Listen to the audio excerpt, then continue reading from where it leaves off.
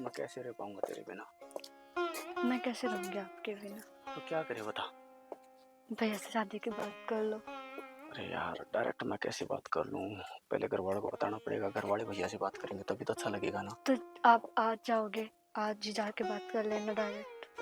अच्छा मैं आज जा करके पहले घर वालों से बात कर लूँ और फिर उनको बोल दूँ कि भैया से बात करें। अब आप ऐसे कर। ठीक है, तो अच्छा ठीक है।